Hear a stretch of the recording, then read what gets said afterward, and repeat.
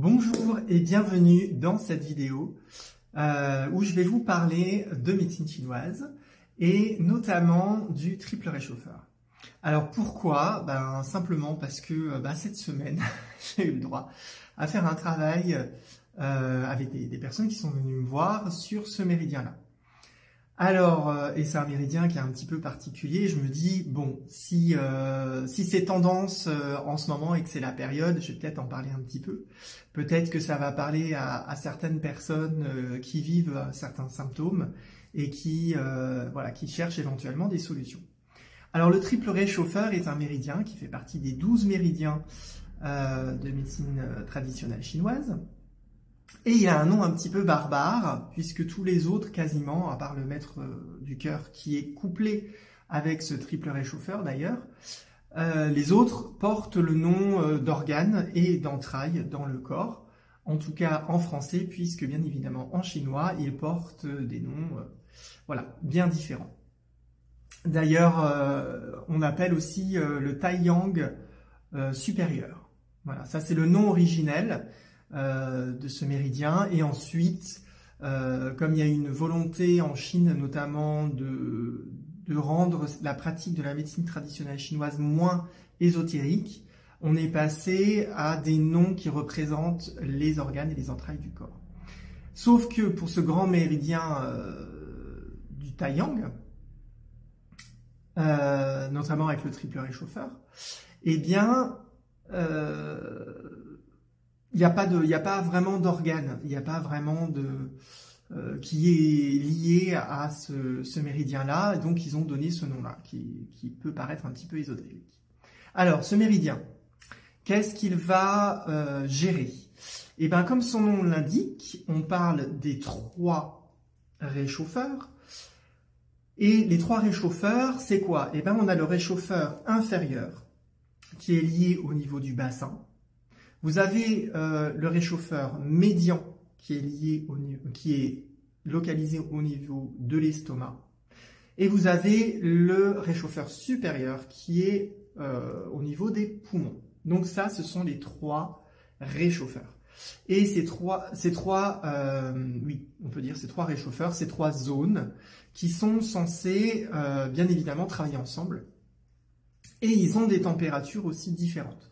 Donc on peut aussi, lors d'une pratique de séance de médecine chinoise, on peut aussi toucher ces zones, que ce soit devant ou que ce soit dans le dos, ce qui donne des indications aussi sur l'état des 3 réchauffeurs. Alors ça peut se faire en même temps que la consultation, ou ça peut se faire pendant la pratique. Moi je sais que je le fais pendant la pratique, je ne fais pas forcément une palpation au moment où je fais le diagnostic, sauf si on reste que sur un diagnostic, mais bien évidemment, souvent je fais un diagnostic plus une séance, donc j'intègre ça dans ma séance, ces indices-là. Et pour vous donner un petit truc aussi pour évaluer la qualité de votre triple réchauffeur, et bien généralement le réchauffeur inférieur, qui est aussi lié au dantian inférieur, est le réchauffeur le plus chaud. Donc sous votre nombril, si vous posez votre main au niveau là du haut du bassin, ça doit être chaud.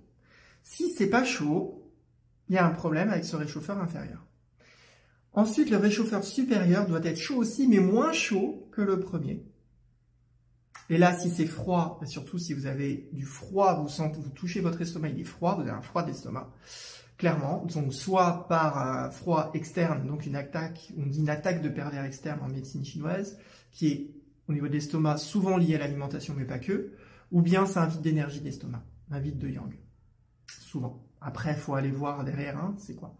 Et ensuite, le 3e réchauffeur, c'est celui qui est le plus froid. Il doit être chaud quand même, enfin chaud, il est plutôt tiède, mais il doit être moins chaud que les 2 autres. Donc, en termes de température, vous avez du plus chaud au plus froid, d'abord le réchauffeur inférieur, puis les réchauffeurs médians et le réchauffeur supérieur. Donc ça, c'est quelque chose que vous pouvez vous-même facilement tester sur vous, sur vos enfants, pour savoir ou votre compagnon, pour savoir si tout va bien au niveau de ces 3 réchauffeurs. Ces 3 réchauffeurs aussi, et du coup j'avais envie de parler aussi de ce méridien suite à la séance que j'ai faite ce matin. avec une personne. Voilà, et ça faisait longtemps que j'avais pas travaillé les bras et les épaules en consultation, parce que je choisis pas, hein. Les gens viennent à moi en fonction de leurs problèmes, donc moi je choisis pas en me disant, bah tiens, aujourd'hui je vais faire des bras, demain je ferai des jambes, je vais faire de l'estomac, je vais faire du cœur, d'émotionnel, ou du... Voilà, je choisis pas, les gens m'appellent et j'accueille ce qui se passe. Et donc cette semaine j'ai fait 2 bras. 2 bras, notamment 2 épaules, mais bon, épaules, bras, tout ça, c'est quand même lié, hein, au niveau de l'articulation, de toute façon. Et alors, l'un c'était le gauche, l'autre c'était le droit. À 2 jours d'intervalle, je me dis, quand même, ça fait des années que j'ai pas fait de bras, et là, en 2 jours, j'ai 2 bras.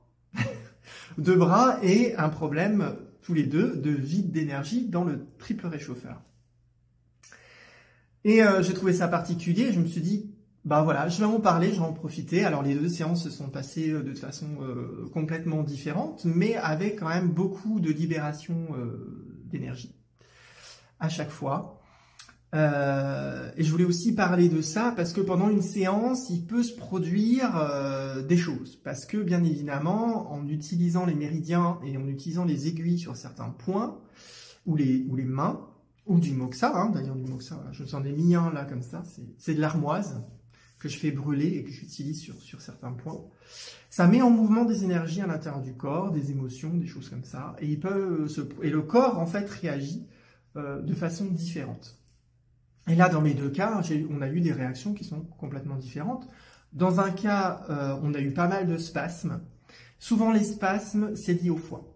C'est lié au foie, c'est des tensions, c'est des colères, c'est de l'irritabilité, voilà, tous ces éléments psycho-émotionnels qui sortent du corps. D'un coup, paf, ça fait comme un élastique qui lâche. Donc il faut juste accueillir, hein. De toute façon, pendant une séance, si vous résistez, c'est pas très bon, hein. Il faut vraiment laisser faire le corps, mais des fois, on est tellement surpris, et c'est parfois tellement intense, que ça nous fait peur et que on veut essayer de maîtriser notre corps de ce qui se passe. Et en fait, il faut pas du tout faire ça. Il faut vraiment, voilà, lâcher. Moi, vraiment, j'accueille les gens comme ils sont. Il se produit quoi qu'ils se produisent, des spasmes, des pleurs, voilà. Avec moi, il n'y a pas de problème. Vous pouvez libérer. Et on est là pour ça. Et la séance, elle est là pour ça. Donc, voilà, il faut vraiment lâcher. Et la deuxième séance, ça a été complètement différent. Alors là, il y a eu des tremblements énormes. Et là, c'est pareil, il faut pas avoir peur. Il faut laisser le corps trembler, hein. Moi, là, j'accompagne, je continue la pratique, qu'il y ait des tremblements ou pas. Alors, si c'est très important, évidemment, j'attends que le corps libère la charge émotionnelle avant de pouvoir retravailler avec lui. Sinon, si je peux, j'accompagne en même temps que le processus de libération se fait.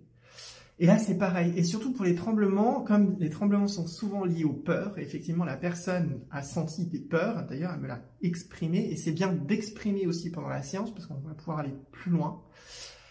Et les peurs, c'est pas facile à lâcher. Donc, voilà. Après, c'est quelqu'un qui travaille beaucoup sur elle. Donc, j'avais confiance sur le fait que, voilà, ces peurs qu'elle ressentait, qu'elle vivait physiquement et qu'elle ressentait dans ses émotions, elle était capable de les accueillir et de les laisser simplement, voilà, circuler et sortir du corps sans bloquer. Mais parfois, c'est très impressionnant, hein. C'est très impressionnant, surtout quand on s'y attend pas et qu'on tremble comme une feuille et qu'on panique, parce que, voilà, des fois, les personnes paniquent. C'est pas grave, même si vous paniquez, paniquez, mais ne bloquez pas le processus. Voilà, soyez dans la panique, parce que la panique, c'est aussi une mémoire, c'est aussi une énergie, et que des fois, il faut aussi libérer de la panique. Donc voilà, donc je voulais aussi voilà, traduire ça dans cette vidéo en lien avec le triple réchauffeur. Et quand on travaille voilà, sur les plans psycho-émotionnels, et surtout avec le triple réchauffeur, comme je le disais ce matin, c'est aussi lié, alors physiologiquement aux 3 réchauffeurs, bien évidemment, c'est aussi lié aux muscles. Et notamment les muscles, le système, alors je ne sais plus si c'est le parasympathique ou l'orthosympathique, j'arrive jamais à retenir lequel des deux, mais c'est le système nerveux musculaire que l'on contrôle, que l'on maîtrise, c'est-à-dire les mouvements, les gestes et tout ça. Je crois que c'est le parasympathique. Et l'orthosympathique, bah, c'est les mouvements qu'on ne contrôle pas. La respiration, les battements du cœur, les contractions intestinales, la digestion, des choses comme ça. En fait, on n'a pas la maîtrise, vraiment. Bon, la respiration quand même un petit peu. Mais voilà, vous ne pouvez pas arrêter vos battements de cœur comme ça, les accélérer ou les ralentir comme ça, ou intervenir sur vos intestins, voilà, comme ça. C'est un autre système. Mais le triple réchauffeur, c'est vraiment celui sur lequel on a la maîtrise. Voilà. Et c'est pour ça qu'aussi, symboliquement, quand on a un problème de triple réchauffeur, c'est aussi qu'on a un problème dans la liberté de mouvement et on voudrait faire des choses et on n'y arrive pas et ça bloque. Voilà, mais c'est volontaire, hein. C'est vraiment quelque chose de mouvement volontaire. Donc lié aussi à l'énergie du foie et de la vésicule biliaire. D'ailleurs, le triple réchauffeur et la vésicule biliaire sont dans le même méridien, hein. Je vous parlais du tai yang. Donc la vésicule biliaire, c'est le tai yang inférieur, ou le tai yang de jambes, et le tai yang de bras, c'est le triple réchauffeur. Donc ils sont ensemble. Le foie, le triple réchauffeur, sont ensemble, les trois réchauffeurs et le mouvement, parce que le foie et la vésicule biliaire, c'est lié au mouvement et aux muscles, sont reliés par ce grand méridien qu'on appelle le grand yang, le tai yang.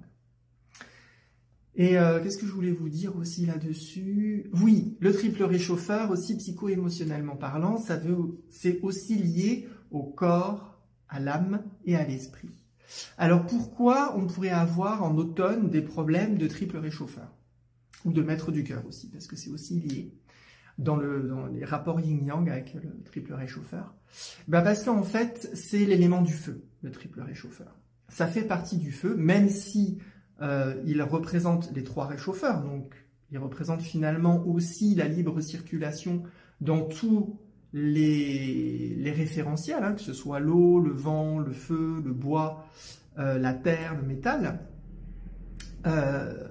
il est quand même classé dans l'élément feu. L'élément feu, vous savez, c'est l'été. Et l'été, eh ben, voilà, si on a fait un gros travail, on a beaucoup puisé dans notre énergie du feu, qu'on a fait beaucoup de transmutation, on a beaucoup brûlé de choses dont on ne veut plus, et qu'on s'est beaucoup relié spirituellement, parce que c'est aussi l'esprit, voilà, c'est le chêne dans le cœur. On s'est beaucoup relié au niveau de l'esprit, on a pu épuiser cette énergie. Et arrivé dans l'automne, eh ben, cette énergie, elle est un petit peu déficitaire. Et c'est les deux cas que j'ai eu cette semaine, c'est-à-dire qu'on a un méridien de triple réchauffeur qui est vide. Donc là, c'était deux pathologies de vide de méridien. Ça n'a rien à voir avec l'organe. De toute façon, le triple réchauffeur n'est pas lié à... Il n'y a pas d'organe. Donc là, on est vraiment sur une pathologie de méridien où le méridien est épuisé. Du coup, physiologiquement, la circulation se fait beaucoup moins bien dans le méridien. Hein, c'est le bras, ça peut monter jusqu'au cervical. Mais c'est surtout au niveau de l'épaule et légèrement en arrière. Voilà, et ça passe par le coude derrière ici. Et les douleurs sont souvent ici. Ça peut arriver jusqu'au-dessus du poignet, au milieu du poignet. Ça aussi, c'est un grand signe du problème de triple réchauffeur. Et après, ça monte. Voilà, puis ça peut arriver jusqu'au visage. Et du coup, comme il n'y a plus d'énergie, suffit qu'on fasse un mouvement ou qu'on sollicite un peu trop le bras, et là qu'on traumatise le corps, et là du coup, ça crée des douleurs. Et du coup, on n'y arrive plus, on a des douleurs, on a mal, ça peut nous empêcher de dormir. D'ailleurs, les deux cas, ils n'arrivaient pas à dormir, ils ne pouvaient pas se mettre sur l'épaule, ils ne pouvaient pas plus se mettre sur le bras. Voilà, c'était quand même assez compliqué. Et ça, c'est parce et il y a un vide. Et en fait, ça disparaît pas au bout de 3 jours. Parce que généralement, quand il n'y a pas de vide d'énergie, qu'on est dans une énergie normale, et que on fait une pratique, on fait quelque chose, on fait du bricolage, on fait du sport, et comme ça, qu'on va un peu au-delà de nos capacités, on a des douleurs. Enfin, peu importe où, hein, là on est sur l'épaule, donc je vous montre l'épaule, on a des douleurs. Voilà, on fait la muscu, on a des douleurs, on n'a pas l'habitude. Si on a une énergie normale, au bout de 2 jours, ça disparaît. 2-3 jours, ça disparaît, puisque, en fait, le corps gère. Si vous êtes en vide d'énergie, ce qui se produit, c'est que, en fait, le corps, il va pas pouvoir réguler comment dire, l'excès d'exercice ou l'excès d'énergie que vous avez demandé dans cet endroit du corps qui était déjà complètement déficitaire à ce moment-là.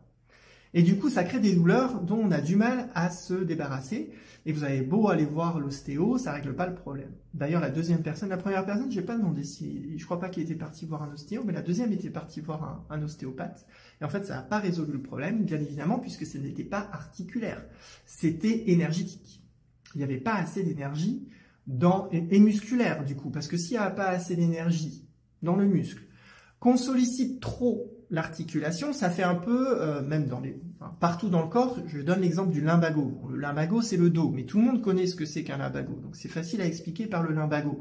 Mais le phénomène, il peut se reproduire dans une épaule. C'est-à-dire, vous avez un vide d'énergie là, vous sursollicitez cette zone, le corps, pour éviter que l'épaule se déboîte ou que les articulations des cervicales se déplacent ou que votre coude parte en vrille, eh ben, il se protège. Qu'est-ce qu'il fait? Il va bloquer. Il va bloquer l'articulation en serrant les muscles. Donc là, on va avoir des tensions musculaires.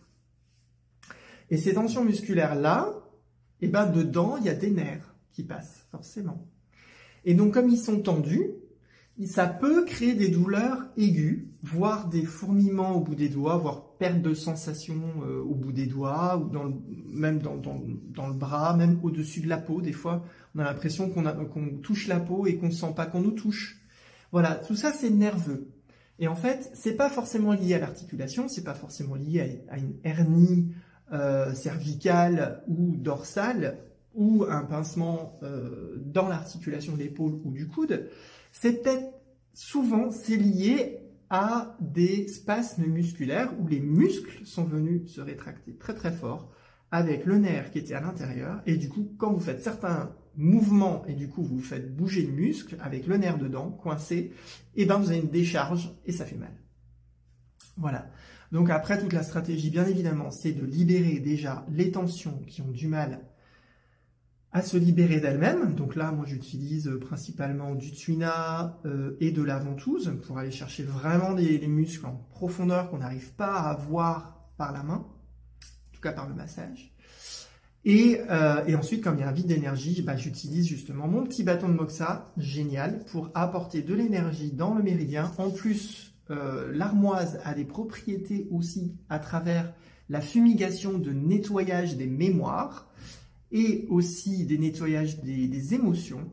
Donc en plus, ça va permettre un nettoyage psycho-émotionnel dans le corps éthérique et dans les corps subtils de la personne. En plus de venir tonifier le chi, l'énergie dans le méridien. Et d'ailleurs, dans ma deuxième séance, vraiment, ça a été enfin dans les deux d'ailleurs, la première c'était moins impressionnant, mais moi j'ai bien noté qu'à partir du moment où j'ai commencé à utiliser le moxa et à remplir le méridien d'énergie, que là, il y a eu vraiment des décharges de spasmes qui se sont produits. Et dans la deuxième séance, ça a été pareil. À partir du moment où j'ai commencé, alors j'ai commencé en massage déjà, à partir du moment où j'ai commencé en massage, puis après le moxa, là, vraiment, il y a eu la décharge émotionnelle, des peurs, et de ce que la personne a traversé avec les tremblements et tout ça, parce que en fait on redonne de l'énergie dans le méridien, on redonne de l'énergie au corps, on lui redonne sa capacité de s'auto-guérir, parce que moi je ne guéris personne, je ne fais que, à partir des techniques de la médecine chinoise, de remettre le corps, en tout cas comme je peux, dans une configuration où il peut se guérir lui-même, en lui apportant de l'énergie, en faisant circuler, en démontant des blocages et des choses comme ça. Et voilà. Et voilà pour le triple réchauffeur, parce que si je continue, je peux en parler pendant des heures aussi. Mais c'était surtout voilà, essentiel, je pense, de vous parler du triple réchauffeur, puisque c'est quand même un petit peu particulier. Et aussi vous présenter voilà, des symptômes, des pathologies qu'on appelle de méridiens en médecine chinoise, qui sont souvent des douleurs, mais qui ne sont pas liées aux organes. Et même si on travaille sur le méridien de l'estomac, c'est pas parce qu'il y a un problème d'estomac, c'est un problème de méridien, c'est un problème de circulation dans le méridien. Et pour ça, il y a des techniques de libération, des blocages, voilà, et éventuellement de remettre de l'énergie, parce que voilà, tout n'est pas un défaut d'énergie. Et je finirai là-dessus, ça fait beaucoup, je vous donne beaucoup d'infos là, mais tout est lié et je trouve que c'est intéressant de tout mettre ensemble. Donc regardez-la plusieurs fois si vous comprenez pas tout, si je vais un peu vite. Mais aussi, ce que j'expliquais aussi avec les plénitudes d'énergie et les vides d'énergie, c'est que, je voulais un petit peu l'expliquer au départ, quand même. C'est que, voilà, que quand vous êtes en vide d'énergie et que vous faites quelque chose, vous avez une douleur, et en fait, elle a du mal à disparaître. Voilà, et ça c'est souvent synonyme de vide. Parce que quand c'est une plénitude, bien souvent, quand même, le corps, il arrive plus facilement à gérer une plénitude qu'un vide. Voilà, et bien souvent avec une plénitude, il suffit de masser, de se faire masser, et en fait ça va juste libérer la stagnation et l'excès d'énergie va juste se libérer. Mais c'est vrai que dans les cas de vide, il faut malheureusement utiliser des techniques particulières que les personnes de médecine chinoise connaissent et peut-être d'autres pratiques aussi qui travaillent sur ces référentiels-là. Mais une douleur qui perdure dans le temps ou qui est lancinante, que vous n'arrivez pas à vous débarrasser, bien souvent, c'est un vide. Voilà. Et après, il faut aller chercher pourquoi. Voilà. Est-ce que c'est un vide lié à une attaque d'énergie externe? Est-ce que c'est un vide lié à un déséquilibre interne? Est-ce que c'est un vide de méridien? Voilà, tout simplement. Voilà, faut aller chercher, faut aller creuser, faut prendre rendez-vous. Et donc, c'est ce à quoi je vous invite. Si jamais, cette vidéo vous a parlé, que vous avez ce genre de symptômes, que vous connaissez quelqu'un qui a ces symptômes, qui n'arrive pas à trouver une solution, peut-être qu'une séance de médecine chinoise, ça peut l'aider avec moi, avec quelqu'un d'autre, voilà, peu importe. Moi, le but, c'est surtout de transmettre un petit peu ma pratique, parce que comme je disais ce matin à ma cliente, bien souvent, les personnes viennent me voir quand ils ont fait le tour de toutes les popotes. Et c'est aussi, malgré qu'elles me connaissent, c'est aussi ce qu'elle avait fait. Elle avait été voir plusieurs personnes, elle a travaillé sur elle a été voir un ostéo, machin. Et à un moment donné, elle a pensé à sa sciatique, elle était venue pour ça, une fois, enfin plusieurs fois d'ailleurs. Et du coup, elle s'est dit, ah mais tiens Grégory, peut-être que comme ça marche bien sur la sciatique, peut-être que ça peut marcher bien sur l'épaule. Bon, a priori, à sortie de la séance, si elle avait fait un grand bien, on verra s'il faudra une deuxième. Ce sera, ça c'est dépendant d'une personne à l'autre. Des fois, sur des pathologies de méridien, une seule séance suffit, souvent. Mais parfois, et surtout dans les cas de vide, ça nécessite au moins une deuxième, quelquefois une troisième. Voilà. En tout cas, j'espère que cette vidéo vous a plu. Ça change un petit peu du contenu que j'ai l'habitude de partager. Mais là, je m'étais dit, ça change. Et puis, c'est aussi l'occasion de vous présenter aussi une pratique que je fais depuis plus de 10 ans maintenant et que j'aime énormément pratiquer, partager, en parler avec les personnes que j'ai en consultation souvent, parce que bien évidemment on se pose des questions, on ne comprend pas ce qui se passe dans notre corps, et souvent la médecine chinoise elle a beaucoup de réponses. Elle explique beaucoup de choses, et le fait déjà de pouvoir expliquer, le fait que on puisse avoir une explication, déjà il y a une charge émotionnelle aussi qui se libère. Donc j'aime bien quand on me pose des questions, j'aime bien que la personne soit un petit peu curieuse, et surtout aussi, et je finirai par ça, ayez un objectif. Quand vous venez en séance de médecine chinoise, ayez un objectif. Et moi je pose toujours la question de l'objectif, parce que il y a des choses qui se préparent, et la personne qui est venue ce matin, pour qui la séance a été très forte pour elle, parce que elle avait un objectif, elle venait pour ça. Et donc le corps, il se prépare, comme je lui ai dit, moi j'ai rien fait, j'ai dit t'étais prête, moi j'ai juste remis en fonction ce qui allait pas, refait circuler, mais en fait tout était prêt pour que tout se libère. Donc ayez un objectif, ne venez pas juste comme ça pour dire bon je viens et puis on verra ce qui se passe. Bah non, parce que c'est un petit peu dommage, même si on va pouvoir trouver quand même des choses et des clés ou travailler de façon globale de toute façon pour la prévention. Mais si vous avez vraiment une thématique sur laquelle vous travaillez, vraiment, n'hésitez pas à venir avec cette intention-là. Voilà, parce que dans les mondes subtils et dans l'inconscient et dans tout ce qu'on ne voit pas, il y a des choses qui se préparent. Et plus la personne elle est prête, et plus pendant la séance, ça se fait, quoi. Tout simplement. Voilà, je vous remercie, et puis à bientôt dans une prochaine vidéo.